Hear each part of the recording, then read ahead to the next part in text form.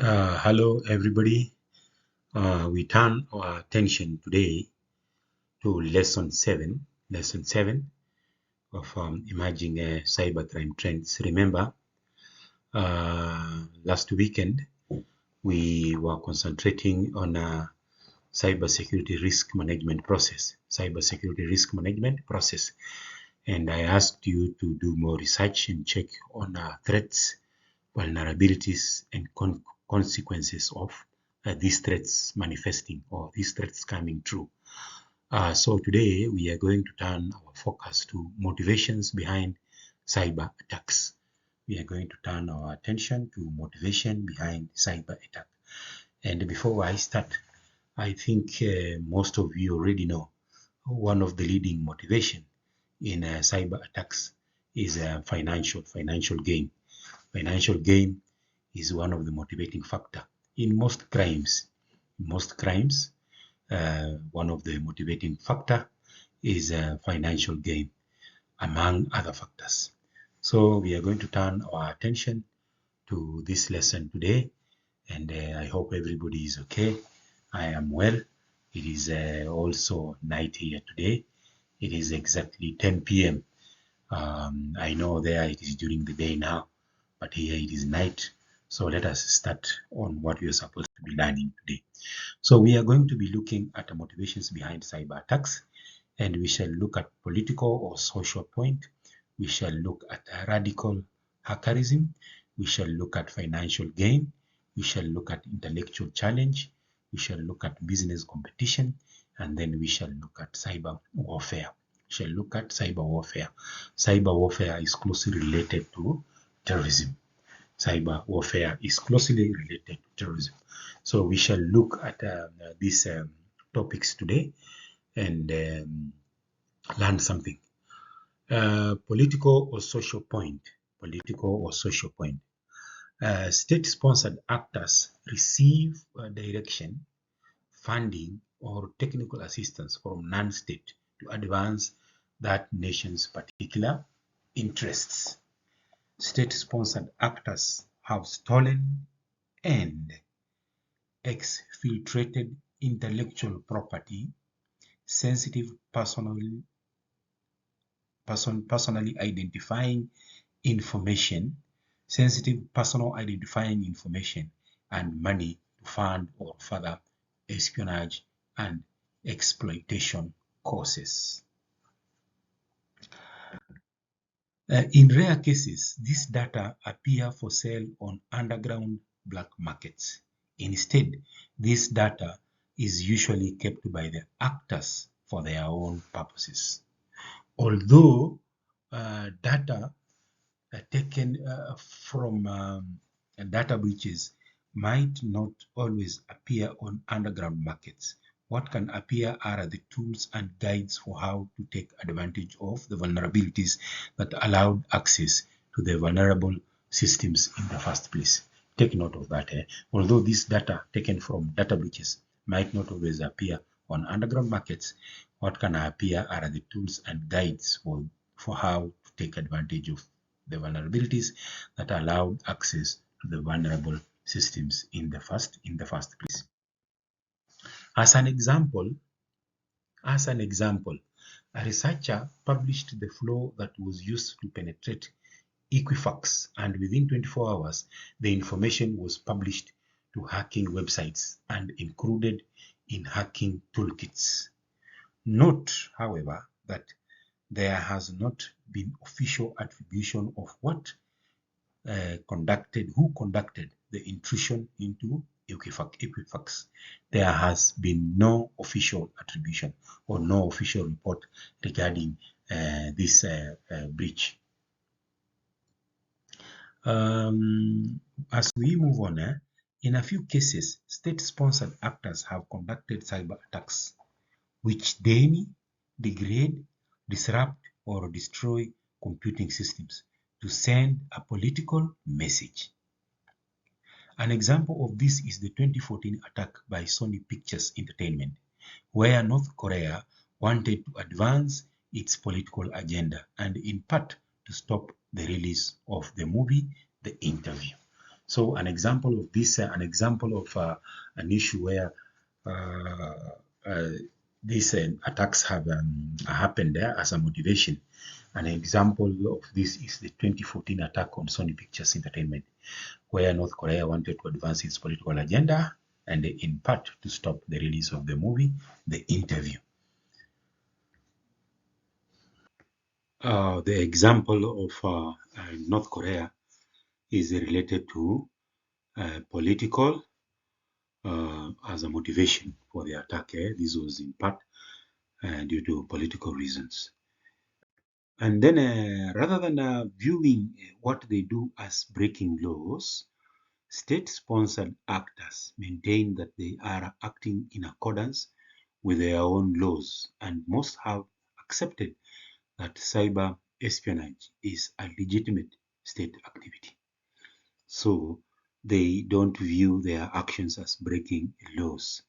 However, they maintain that they are acting in accordance with their own laws, and most have accepted that cyber espionage is a legitimate state activity.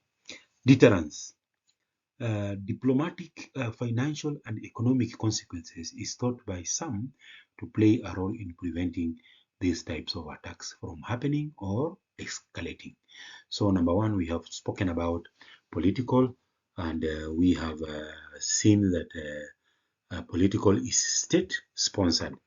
We have seen that political as a motivation for cybercrime is a situation where it is state-sponsored for political reasons. And we have seen Korea as an example when they breached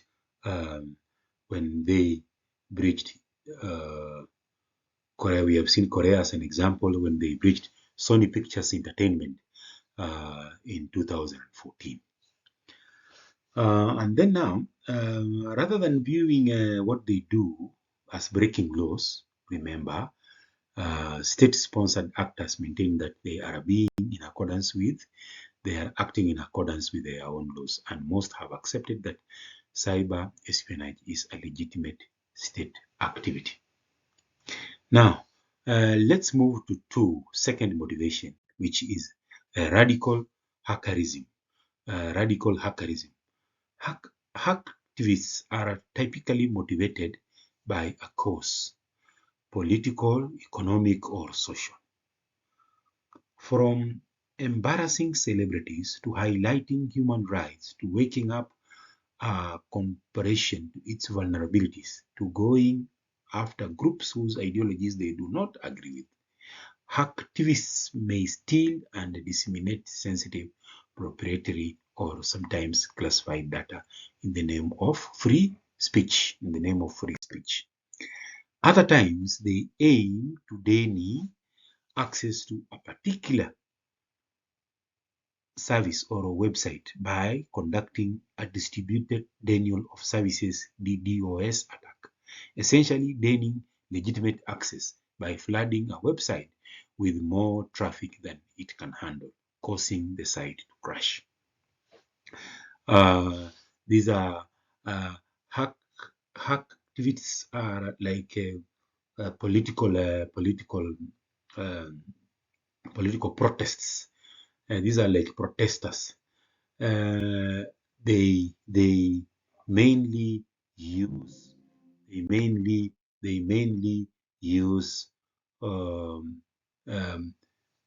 cyber attacks as a motivation to cause political, economic, or social reasons, for social, political, economic, or social reasons. And then we also have intellectual challenge. Generally, we think cyber espionage in terms of theft of intellectual property, but it could also be focused upon the theft of confidential information related to acquisitions, marketing plans, and other types of data.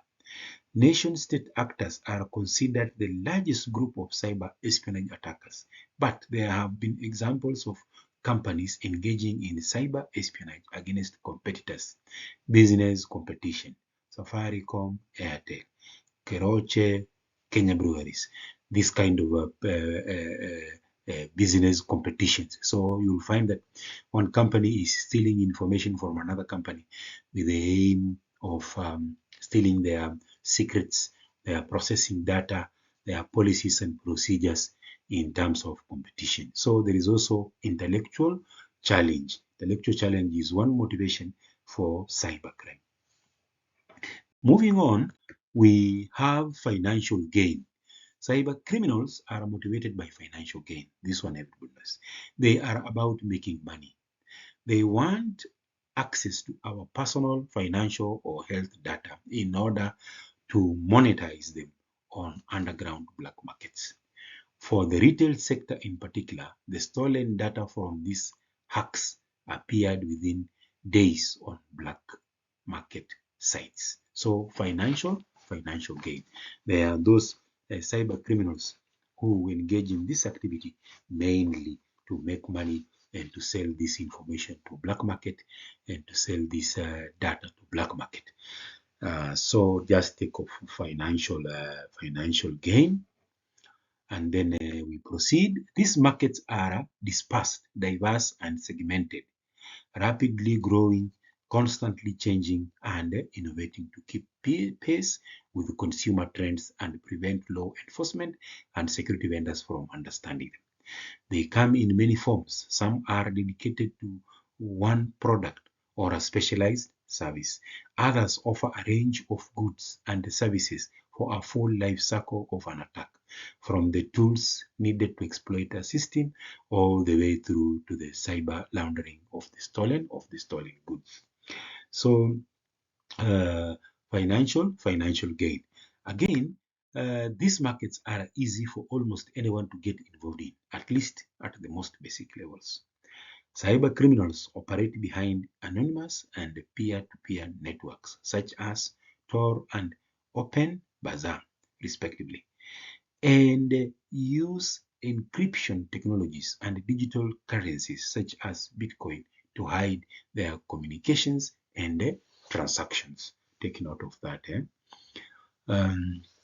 Also, when we continue with the financial gain, we find that there is a financial gain extrinsic theft of personally identifiable information (PPI) that is then monetized in a classic example of financial motivation of cyber attacks, primarily perpetrated by organized criminal groups.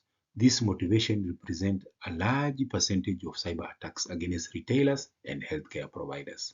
The primary motivation of a hacker is money, and getting it can be done with a variety of methods. Primary motivation is money, and it can be done through a variety of methods. They could directly gain entry to a bank or investment account, steal a password to your financial sites, and then transfer the assets over to one of their own. Swindle an employee into completing a money transfer through complicated spear phishing technique, or conduct a ransomware attack on your entire organization. The possibilities are endless, but most hackers are out to make a profit. Most hackers are out to make a profit. Next, we are going to look at cyber warfare as a motivation. Cyber terrorists and cyber terrorism unites two significant modern concerns: attacks via technology in cyberspace and traditional terrorism. While there is no single or globally accepted definition of cyber terrorism, in theory, it consists of a politically motivated extremist group or non-state actor using cyber techniques to intimidate, coerce, or influence an audience, force a political change, or cause fear or physical harm. When we talk about the triangle in counterterrorism, the terrorist triangle, we are talking about A attacking B to coerce C to meet their demands or to fulfill their ideologies. A attacking B to coerce C. A is the terrorist, B is the civilian or the innocent non-combatant, and then C is the government. So the terrorist attacks innocent people to convince government to listen to them or to meet their demands. The same issue also can happen in cyber terrorism, even though to date there hasn't been any clear or any report or any clear indication where terrorists have clearly used the cyber attacks to commit a terrorist attack. To date, there has been no publicly reported cases of terrorists using the internet to carry out cyber attacks. What has been done that has been attributed to cyber terrorism is more akin to hacktivism. So there hasn't been any serious cyber terrorism incident reported. And then we look at also many terrorists or non-state actors do employ cyber to further their goals, even though the terrorists have not used the internet to commit a serious terrorist act, but they use the internet to further their goals. They use the internet for information gathering. They use the internet to recruit or use the internet in radicalization. They use the internet to spread propaganda. They use the internet to gather information, learn how to build a bomb, and they use the internet to recruit, meet, and connect with like-minded individuals, and they use the internet to spread propaganda. But just being in cyberspace does not make a terrorist a cyber terrorist. You listen to that statement. Just being in cyberspace does not make a terrorist a cyber terrorist. However, they use the internet to recruit, they use the internet to train, they use the internet to gather information, mainly gathering information and radicalization and recruitment. And then also, war stroke defense. In the 21st century, it would be responsible to ignore the fact that nation states, even patriot hackers, play in either initiating or defending against adversaries. Disrupting supply chains, destroying centrifuges, and other attacks can be classified as war defense driven. The Starnext virus, identified in 2010, that was used to destroy the Iranian centrifuges, is but one relevant example of such a motivation. So we are talking about cyber warfare as a motivation in cyber attacks or in cyber crime. We also see that cyberspace must be used somehow to commit a terrorist act. For it to classify in this cyber warfare as cyber terrorism, then the cyberspace must be used somehow to commit a terrorist act. The movies and media portray what cyber terrorism could be. Terrorists crafting digital attacks to take down traffic lights, make trains stop on a dime, and water pipes to burst. But to date, no such dramatic events have occurred. I have also prepared a separate presentation on cyber terrorism, where we shall talk in detail about the current situation in the contemporary world. I'm going to send you another version of a presentation related just to cyber terrorism, and you will get to understand exactly what is happening in the contemporary world. We said contemporary world is the modern world. You have to learn how now to understand these terms as we move along. And then we also see that cyber terrorism could happen in this form. Cyber terrorism could, we can discuss it in this context, that there is the target, and then there is motives, and then impact, and then method of attack, and then tests of attack, and then domain. So you can see that a domain could be the cyberspace. Methods of attack could be tools of attack. Tools of attack could be network warfare, psychological operation. You can see there. And then we can also say motivation could be political, ideological, or social. And then target could be critical national information infrastructure computer system. Critical national information infrastructure computer system, or critical infrastructure or civilian population. And then we see also impact could be mass disruption. Mass disruption, we look at impact, could be mass disruption or seriously interfere critical services operation, cause fear, death or bodily injury, severe economic loss. And then methods of attack, methods of action could be unlawful means. This is in one context we can discuss cyber terrorism basing on those indicators, methods of attack, and types of target, and the impact, and also methods of action, and also tools of attack. You can also read further on this cyber terrorism. However, as I have said, I am going to present you another topic, another presentation, basically just touching on cyber terrorism. And then we say there are other motivations apart from the ones that we have discussed above. There are other motivations, and other motivations could be revenge. Disgruntled employees or former employees are those that typically commit the lion's share of revenge-based cyber attacks. So you as a security professional, as a cyber security professional, you must be very careful with the employees upon exit from the organization. In most companies, there is what we call non-disclosure agreements that are supposed to be signed between the employer and the employee, to the effect that if you leave the organization, then you have got no right to access systems or to share information related to that particular organization. Also, in most organizations, they will shut off, they will disconnect you from the system immediately. They will change passwords, they will do so many things to make sure that you do not get access after you have left the organization. So remember, disgruntled employees, those people who are terminated, sometimes unfairly, sometimes for their own mistakes, and then they launch cyber attacks against the company. And then there is also destruction. There are some that are strictly motivated to simply attack an organization or a person for no other reason than to create chaos and destruction. Just to make sure that you suffer for apparent no reason. I hope you have seen sadists, you have seen such kind of individuals.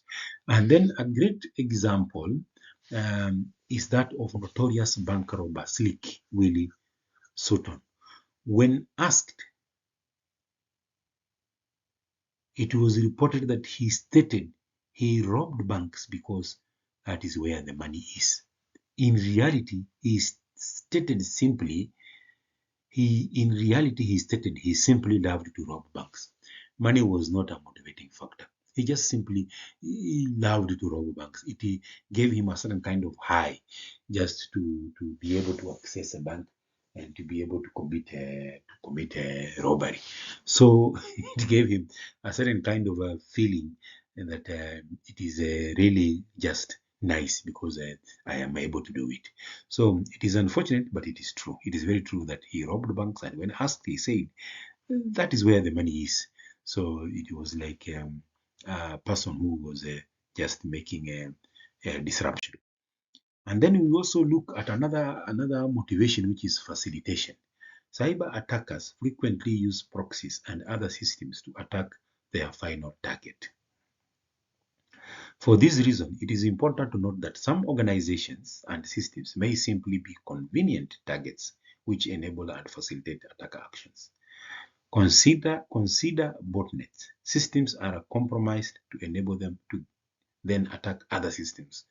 The compromise of a system that is within the botnet is simply used to facilitate another attack. So facilitation is another also motivation. And then we look at risk-based security program. In order to safeguard against these attacks, in order to safeguard against these attackers who use the above motivation, there is what we call a risk-based security program. Implementing a risk-based security program and appropriate controls against adaptive cyber threat actors can be a complex task for many organizations. With an understanding of the basic motivations that drive cyber attacks, organizations can better identify where their own assets may be at risk and thereby more efficiently and effectively address identified risks. Remember, we mentioned in lesson 5, risk management, that it is important for you to understand what are your information assets that exist in your organization, and what are the vulnerabilities, and what are the threats, the identified threats, and what are the consequences should something go wrong. You should be able to understand those terms and those things to be able to understand where your information assets are and in whose custody are these information assets and how are they used. Remember, when we talked about risk management in lesson 5, we made an example of licenses and other important documents that are usually kept in the custody of the finance manager or the finance director. Those are some of the information assets. We also spoke of HR records, for example, list of names of employees, their qualifications and their job levels and their salaries, payroll. We spoke about these things. Those are some of the information assets that are very important to be secured. So, deterrence and security theory fundamentally rely upon the premise that people are rational actors. Each decision a person makes is based upon an internal value calculus that weighs the cost versus the benefits of an action. By altering the cost to benefit ratios of the decisions and therefore behavior can be changed accordingly. Please, you are in the security industry. We appreciate you. I would like you to read online on theories of crime. Read theories of crime to understand why people commit crime. Just to Google theories of crime and then read about theories of crime. I also know in your class, maybe criminal law, your lecturers are also teaching you on theories of crime. Why do people commit crime? Or you can also learn this lesson in criminology. Criminology or criminal law, you will learn theories of crime. And then we say that the motivations discussed here are not complete, they are not exclusive. An attacker may have more than a single motivation to target a particular organization. Additionally, different attackers may have different motivations. Different attackers may have different motivations. Different attackers may have different motivations. And then, so you have to consider that there are additional motivations. Consider the example of a large construction company. It is foreseeable that an organization such as the Earth Liberation Front may attempt an attack to make a political or social statement, while the same organization could be targeted by an adversarial nation state in an attempt to steal intellectual property. Therefore, organizations evaluating their security posture and developing a risk-based security framework should be well served to consider various potential motivational related threats. So consider that there are other motivations that we have not discussed here.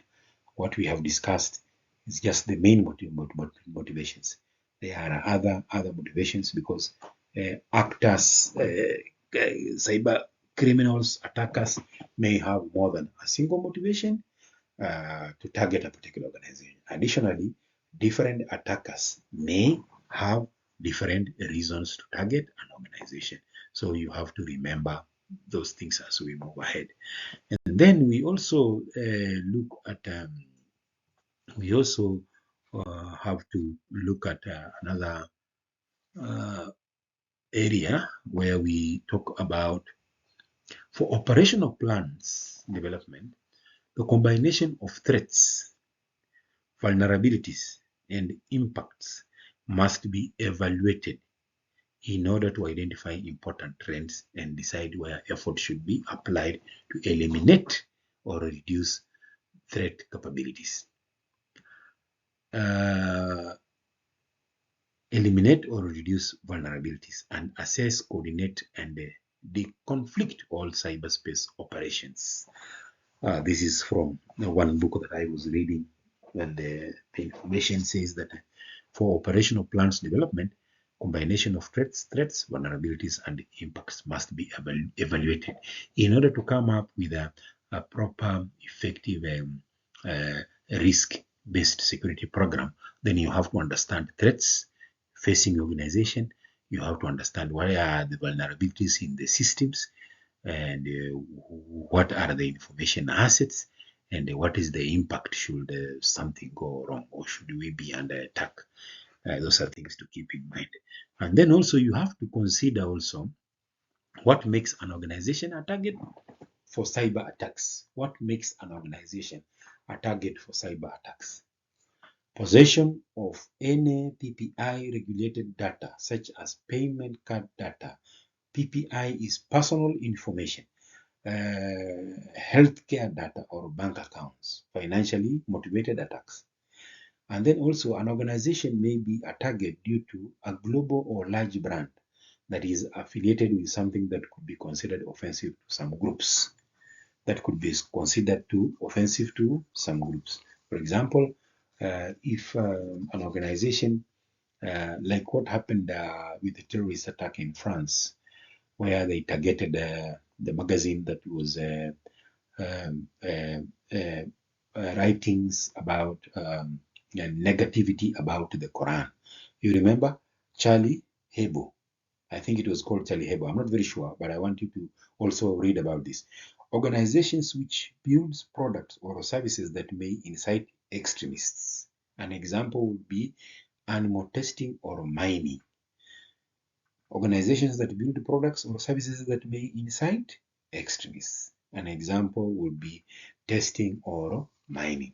And then also, we say availability of patents and trade secrets.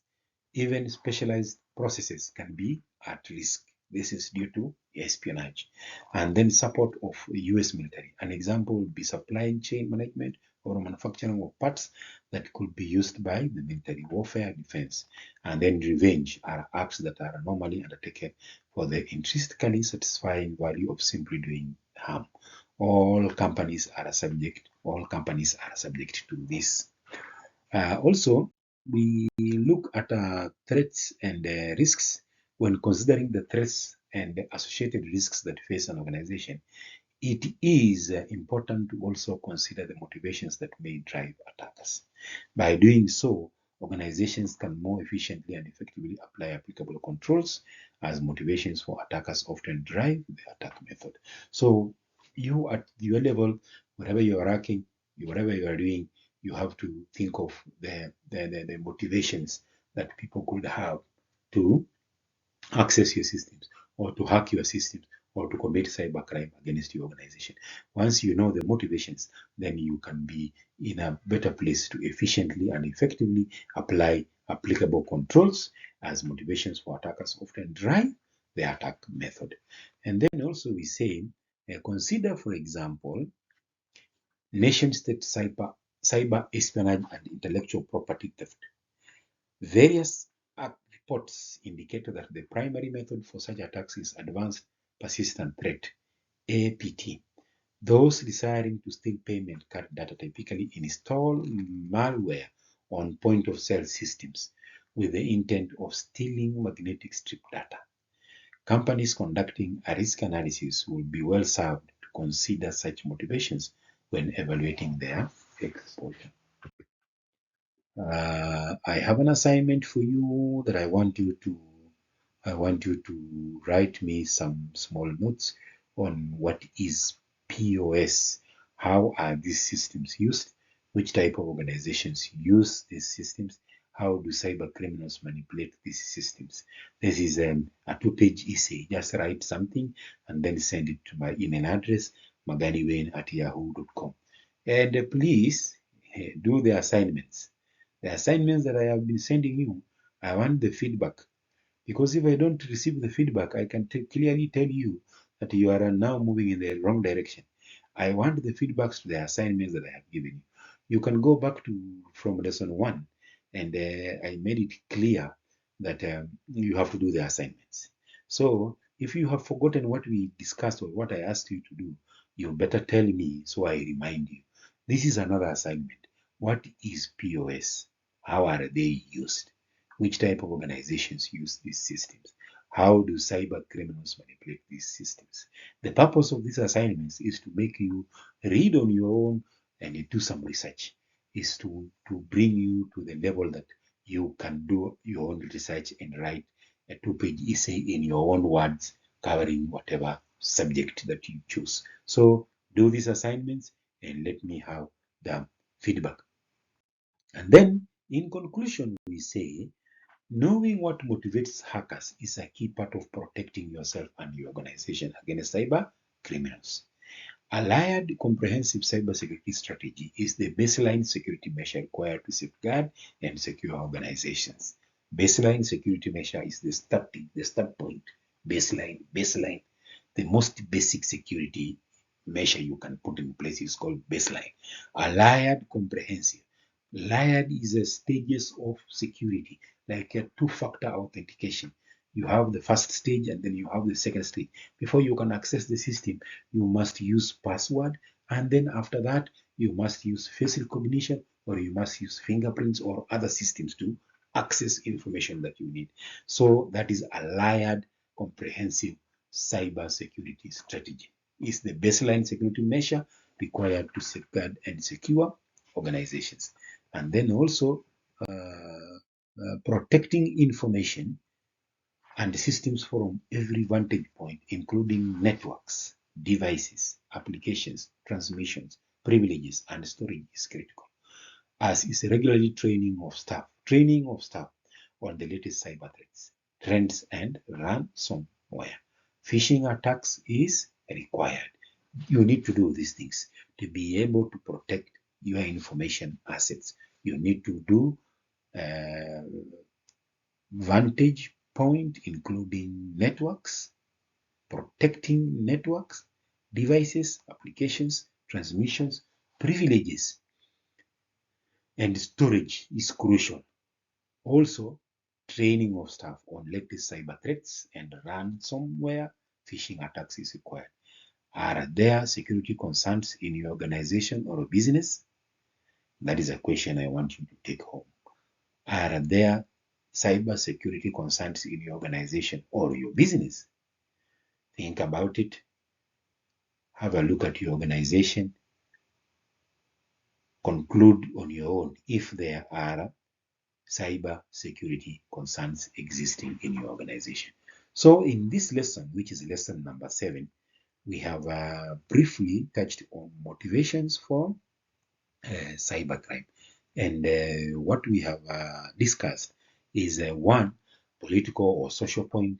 2, we have talked about radical hackerism. 3, we have talked about financial gain. 4, we have talked about intellectual challenge. 5, we have talked about business competition. And then 6, we have spoken about cyber warfare. So take those points home, do more research on them, and then as we move forward, remember the cut is also coming very soon. So you should be in preparation mode now, because we are moving towards the middle of the course, and we should now be starting to focus on the cut, which is coming very soon. So thank you very much. We will meet again in lesson 8 as we move forward. Thank you very much, and I wish you all the best. I wish you everything good, success in your work, success in your families for those who have families, and even for those who are still looking for partners, success. And remember, cyber attacks can also target you as an individual, your personal information, your mobile phone, your financial information, your other assets, your other information assets also need to be secured. Thank you very much, and bye bye.